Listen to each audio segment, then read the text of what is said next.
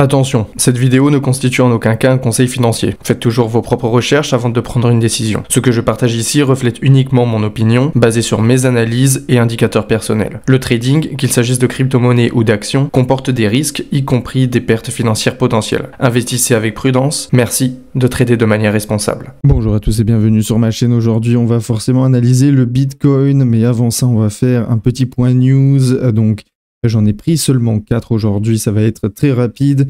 Donc déjà, le premier, c'est le Doge de Musk cible la SEC divisant l'industrie de la cryptographie. Donc justement, le département of Efficiency, justement du Government Efficiency, enquête sur les inefficacités de la SEC, suscitant un débat alors que l'industrie de la cryptographie évalue les risques de démantèlement d'un allié réglementaire nouvellement coopératif. Donc en gros, ce que ça dit, c'est que justement, il aimerait du coup couper le budget donc justement de la SEC. La SEC qui pour l'instant était très favorable justement à la crypto. Et justement, ils aimeraient du coup couper un peu l'inefficacité ou un genre de gaspillage. Vous voyez comme on le voit, le rapport gaspillage, la fraude, l'inefficacité au sein de l'agence.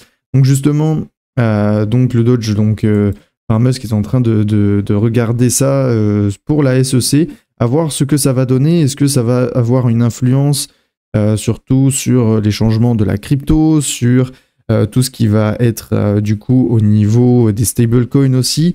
Donc à voir ce que ça va donner. Donc justement, ça divise la communauté. Après, je pense que la SEC, ça ne changera pas dans les choix aussi des ETF qui ont déjà été soumis. Enfin bref, on verra ce qui est pour la suite. Mais en tout cas, c'est extrêmement intéressant de voir que justement, surtout, il y a un gros débat et surtout, ça divise. Ensuite, on a Google serait en train de faire progresser l'intégration de sa connexion avec le portefeuille Bitcoin. Donc pour vous dire, en fait, ils cherchent surtout une connexion des Web 2, etc. Donc je vous laisse forcément les liens en description, mais c'est assez intéressant de voir que Google essaie justement aussi de mettre la main donc sur le Bitcoin. Par contre, il faut savoir que tout centralisé sur Google, c'est pas très bon, dans le sens, voilà, vous voyez, I don't really trust Google though. Et oui, c'est vrai que voilà, avoir justement Google, ou en tout cas leur faire confiance, c'est assez compliqué, mais à voir ce que ça va donner pour la suite. En tout cas, Google avait déjà mis un pied donc déjà dans le minage de Bitcoin, donc suite logique des choses, ils s'en prennent du coup au portefeuille Bitcoin. Donc ça, c'est aussi à surveiller. Michael Saylor révèle les 21 règles du Bitcoin que tout le monde devrait connaître. Donc voilà, donc il a mis justement les 21 règles. Donc c'est assez rigolo, la 21e pour moi, c'est répandre Bitcoin avec amour. Donc ça m'a fait un peu rire, donc voilà, je voulais quand même le mettre. C'est assez intéressant de voir que lui, vraiment, le Bitcoin est extrêmement puissant, et même il avait dit dans une interview qu'il allait investir dans le Bitcoin même s'il était à 1 million de dollars. Donc vraiment, Michael Saylor est vraiment très déterminé. Et c'est très bon d'avoir quelqu'un comme ça dans l'univers crypto qui peut donner vraiment beaucoup de soutien, surtout sur le Bitcoin. Ensuite, on a l'achat symbolique d'un Bitcoin par Hong Kong Asia. Ça déclenche donc une hausse de près de 93% des actions. Voilà, donc ils ont acheté leur premier Bitcoin, ce qui est décrit comme une démarche symbolique mais stratégique vers l'intégration des actifs numériques dans la stratégie financière. Donc on a vu en plus Hong Kong avec les visas, justement, qui pouvaient être... en fait, les cryptos étaient comme une justification pour avoir un visa à Hong Kong, donc c'est extrêmement intéressant. Et de voir justement que Hong Kong Asia a finalement pris un Bitcoin, vraiment très symbolique. Donc à voir ce qui va se passer dans le monde. Surtout qu'en ce moment, le Bitcoin est en train de faire une petite chute. Mais est-ce que c'était une chute qui était prévue? Est-ce que ce que j'avais dit hier, est-ce que je vous avais répété depuis que j'ai créé cette chaîne, c'est avéré? Eh bien, on va voir ça tout de suite. Et pour ce qui est forcément de l'analyse technique, on le voit ici, je vous l'avais dit et redit, ça y est, on a enfin testé le bas du canal. Et oui, c'est parfaitement normal, parce que dès qu'on break le canal par le bas et qu'on se fait du coup rejeter juste ici, et bien forcément, prochaine target, c'est le bas du canal. Ici, donc on a justement réussi à remonter pile, donc justement à reprendre de la force à ce niveau-là. Est-ce que honnêtement ça va continuer? Faudrait surtout voir la clôture. Faudrait voir la clôture. Là, je vous rappelle qu'il est quand même 4h20, il reste 4h20. Donc à voir forcément ce qui va se passer, mais vous voyez comment donc mes dessins sont extrêmement précis, c'est vraiment incroyable, comme ici aussi hein, on l'avait vu. Donc voilà, on a réussi à garder donc cette trendline quand même baissière, mais voilà, on a finalement touché le bas du canal. Après, on n'a pas encore forcément conclu la journée, donc on va voir un peu ce qui va se passer dans les prochains jours. Mais en tout cas, voilà, on l'a touché, ne serait-ce que touché.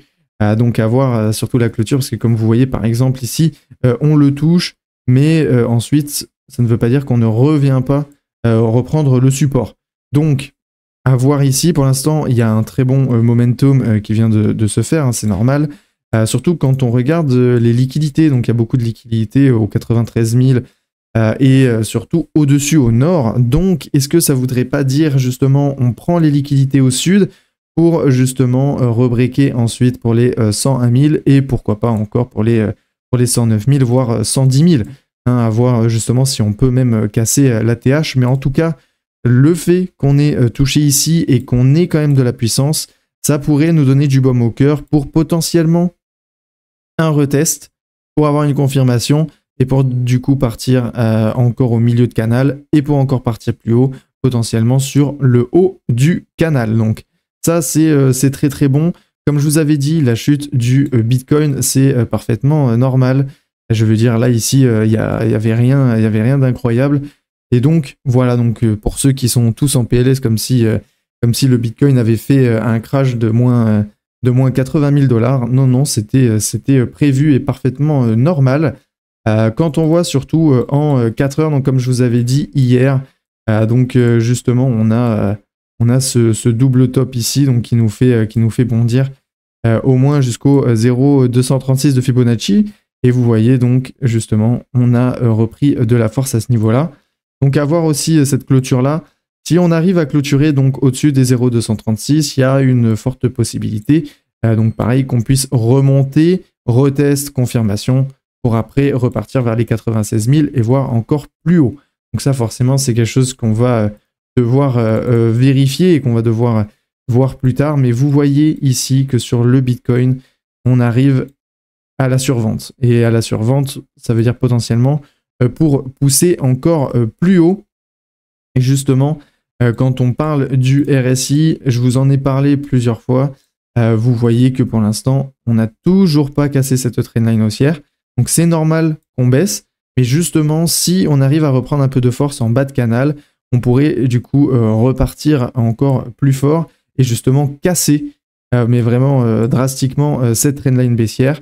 Et donc si on casse cette trendline baissière, on peut aller encore plus haut. Donc c'est ce qu'on espère. Après, on va voir après ce qui va se passer au niveau du Bitcoin. On va voir surtout la clôture. Comme vous voyez, on a eu de la chance quand même parce qu'on n'a pas réintégré le range avant, donc le triangle, hein, je vous rappelle. Et donc là, justement, même si on réintègre ce range-là, il y a une forte chance quand même qu'on puisse baisser. Mais il ne faut pas oublier que clôture dans le range, il faudrait du coup potentiellement dire aussi une chute. Hein, une chute peut-être encore possible. Toujours à garder ça en tête. Et forcément, si le Bitcoin chute, il ne faut pas oublier quelque chose. C'est surtout au niveau de sa dominance. Sa dominance augmente. Je vous le rappelle, on n'est pas en L-season. Et donc, c'est quelque chose d'incroyable. C'est que comme le Bitcoin descend, il y a tous les altcoins qui vont descendre. D'ailleurs, on va regarder le Solana juste après. Et parce que justement, avec Milei, etc., il y a beaucoup de choses qui se sont passées. Mais justement, vous voyez ici que la Bitcoin dominance a du coup augmenté. Et donc, c'est parfaitement normal. Et donc là, on repasse au-dessus du support et on réintègre le range qu'on avait fait auparavant. Donc là, pareil, rien de surprenant à ce niveau-là. Pour ce qui est du Solana, donc forcément, je vous avais dit qu'il y avait un scénario positif qui pouvait se faire, mais malheureusement, c'était si ce support-là tenait. Malheureusement, ce support-là n'a pas tenu. Donc là, ici, ça va être extrêmement compliqué pour le Solana. Vous voyez qu'on a récupéré donc sur ce support-là, hein, qu'on avait déjà revérifié bien voilà, depuis le 5 novembre 2024. Donc on récupère un peu de force, mais honnêtement, il y a un gros risque de réintégration de range ici, donc à ne pas oublier. S'il y a réintégration de range ici, ça va être très compliqué parce que comme vous voyez, c'est un range descendant. Alors après, on peut toujours descendre justement sur le haut du canal et reprendre de la force ici, voire justement au 148 et partir justement un peu plus fort. Donc à voir forcément ce qui se passe, surtout qu'on arrive ici dans un état assez critique pour le Solana. On arrive en survente, mais vous voyez, c'est pas parce qu'on arrive en survente qu'on va repartir directement. On peut pousser encore plus bas et vraiment très très bas. Donc à voir ce qui va se passer pour le Solana, mais c'est vrai que là honnêtement on est un peu dans le gouffre pour ce qui est du Solana. Vous pourrez même le voir d'ailleurs en 4 heures pour vous donner un ordre d'idée, voilà comment c'est. Donc on n'a malheureusement pas tenu sur ce support là et donc ça fait que on descend de plus en plus. Et pour finir forcément on va parler de l'Ethereum. Comme je vous avais dit, il était sur la tangente, malheureusement ça n'a pas tenu, il a cassé. Il y a après eu le support de milieu de canal et vous voyez donc là il y a 14 minutes pour récupérer ça. Malheureusement ça n'a pas l'air d'être très bon, donc prochaine target potentiellement donc les 2584, voire encore plus bas. Et donc ça serait du coup les 2481. Ne pas oublier quand même les liquidités que pourrait engendrer la chute en dessous des 2600 que je vous avais parlé hier. Donc à voir ce qui se passe. Mais là encore, vraiment, j'ai été extrêmement précis. Je vous avais dit qu'on allait toucher justement ce support-là, pardon. Et donc, la grosse possibilité justement de double bottom, là encore, est possible. Donc, à voir si on a assez de force pour justement faire un double bottom encore sur cette trendline, pour après repartir plus fort. Et forcément, je vous rappelle, il faut que ça tienne. Il ne faut pas oublier que forcément, le Bitcoin est très dominant.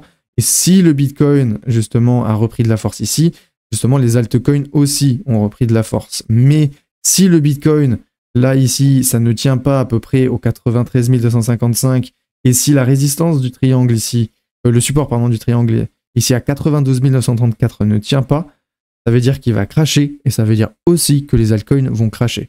Donc, faites toujours très attention, je vous le dirai jamais assez. Prudence, prudence, prudence. C'est pas parce que il y a des scénarios très optimistes que forcément ça veut dire qu'on va partir tout de moon. Il faut pas oublier que si un support ne tient pas, c'est le support suivant. Et si malheureusement ça tient pas, ça va chuter, chuter, chuter. Donc ça, on verra bien pour la prochaine fois. Mais en tout cas, pour l'instant, encore une fois, la chute du Bitcoin était parfaitement prévue.